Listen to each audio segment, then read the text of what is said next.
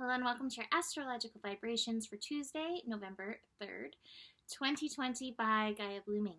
I am Mimi and our energy mantra for today is I empower my inner peace. So today in the States we have election day, and in the astro we have Mercury goes direct day. How interesting that they have coincided. I want to go back to the mantra inner peace. No matter what happens today, there are going to be those who are upset. And no matter what happens today, my personal belief is that there is this divine plan unfolding. And that, even when I get anxious on my human level, when I return to that, I can drop in and find that inner peace. I can find that inner harmony. And that's the top card that I have for us today, is that harmony card. And I feel like there's so much anxiety and oh my gosh, what's going to happen? All of that coming up. And the best thing we can do is just keep breathing, trusting the unfolding plan, trusting in ourselves, trusting in our own personal empowerment through this energy. And again, coming back to that harmonious place within us. And we always have it. It is always there. That center, that point, it is always there to return to, even if it's a little challenging when we're feeling any anxiousness. So, now, adding to the interestingness of this Mercury direct day is that we have, excuse me, my incense is a little intense. We need it. Clear incense. We have the moon in Gemini, and I feel like between the moon in Gemini and this Mercury direct energy, be careful of the information that you absorb. One of my favorite astrology books, Cosmic Navigator by Gal Sasson, he talks about the Gemini energy as being an energy that can lie. I don't necessarily like to use that, and I'm not calling Gemini energies liars, but Gemini energy can chameleonize, and Gemini energy can absorb so much information that it maybe doesn't regurgitate the facts correctly. And I would say between Mercury going direct and having that whole Mercury mischief and Mercury havoc and upheaval that can happen with a shift, and having that moon in Gemini, moon revealing hidden energies, maybe the darker side of Gemini, I would be careful what information you take in as truth.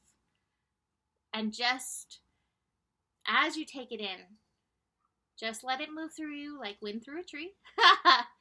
And again, realize that you may find out later that what you thought was correct is not. I just feel there's going to be a lot of twists and turns. I'm not into personally, I forget what the right word is. I'm so deep in Mercury retrograde, but trying to figure out what the right path is. I've seen so many people saying both, both people winning. Not both are winning, but somebody respected says this person's winning, somebody says this person. Inner peace, inner empowerment, and being empowered by not taking in too much of that intensity, too much of the words, too much of other people's thoughts, that will support you in and through this energy. So let's talk about this Mercury direct energy. Holy moly. So Mercury went retrograde back in October 13th. Mercury retrogrades are pretty fast moving. I have a sneeze incoming. Excuse me. Told you. Intense. Too intense. So since Mercury 13th, since October 13th, we have had this Mercury retrograde process. It began in Scorpio, the sign of transformation, the sign of empowerment, and retrograded back into Libra, which is where we have Mercury right now. Interestingly, Mercury is squaring that Saturn energy. Saturn in Capricorn energy. Saturn in Capricorn energy. Saturn is finishing up in Capricorn and working hard to shift us into our next level of purpose, working hard to shift some of these old paradigms that we are desperately holding on to. And my thought is that part of the empowerment that we can utilize in this is that lesson of Libra, finding that balance, finding that peace, finding that harmony within ourselves. And again, Mercury, having visited Scorpio already, is like, okay, I can empower my peace, and I know my peace can empower others. So just to me, that's a huge realization that we need to have with this Mercury direct energy. Of course, your energy is yours to utilize in any way you want to, but you are more powerful when you are in that centered, place. And that will support, and like I said, top of the cards. Anytime Mercury shifts directions, shifts signs, 0 degrees, 29 degrees, we have Mercury mischief. I have a mischievous cat trying to pop in. She might. She keeps coming over like, should I be on camera? She hasn't showed up for a while, so we'll see. Anyway, so Mercury moving direct, it could cause some havoc. So just be aware of that. And I would say maybe we'll get answers. I mean, so many absentee votes and that kind of thing, but we may not. So be prepared. Be aware of that. Moon in Gemini. Moon in Gemini, I think, is going to add to that confusion, especially as we have a square with Neptune.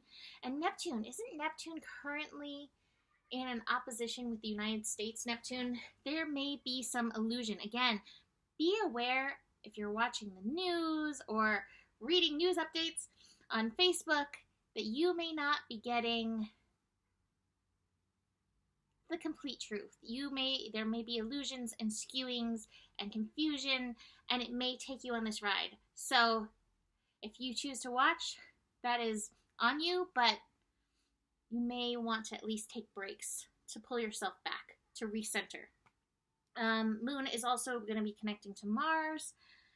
We might feel some popping off energy as emotions meet that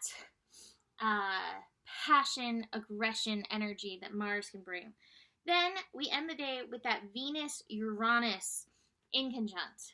And the thing that comes to me with that is the thing that I say at the end of every scope. There is more than enough love in the world for you. And I feel like there are so many people who still vote out of fear. I feel like there are so many fears still about how much money, how we're making money, jobs, all that kind of stuff. And the world keeps reminding us, oh my God, we live in such an abundant place. And although we may experience lack, and there are many who are very well experienced in the energy of lack, there is abundance to connect with. And yet we have this inconjunct, and I just feel like our values are not, we're not living in tandem with those truest values within ourselves. And this may be an opportunity to see where you are skewed in that. It's like there's so much stuff. I don't even want to go there. Too many worms everywhere. But we'll say one thing and then be faced with, a version of it and not want to accept that. We all, I think, need a little leveling up, and that may be part of Uranus and Taurus, leveling it up in regards to honoring our personal values. So as we have this inconjunct through the day, maybe, uncomfortableness in relationships, triggers in relationships. This isn't just romantic relationships, it's friendships. And look, we've gone through that. I've seen a lot of friendships and families, come apart because of these different values. And yet, it's so easy to see where your values don't match up with mine, but am I honoring my values? So it's a big thing. And I think it's a big leveling up for all of us to work through in and through that.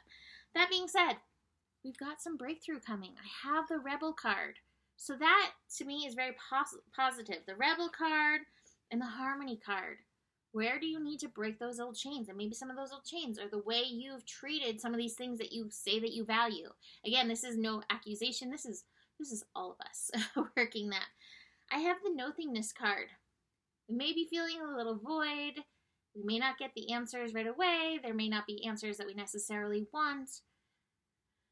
Void energy, pure potentiality. There is so much power in this. If you are facing the unknown or feeling trepidation about the unknown, pure potentiality. And again, remembering and settling back into there is this universal plan at hand that is unfolding. Finally, I have the celebration card. So no matter where you stand, do trust that there is good that can unfold from any and all of these places. Remember that we are planting seeds. Nurture and nourish the seeds of the vision of the world that you would like to see. Okay? So we're going to leave that there because this is just a lot. I will be with you in solidarity working on finding my peace. You can book a reading with me. Email me, mimiclark@gmail.com. Besides that, the better it gets, the better it gets. Trust that. There's more than enough love in the world for you. Trust in the abundance of this beautiful world. You have the power. I feel very Shira about that. You have the power. And we all just need to keep waking up to how much power we do have. And stay curious. Namaste.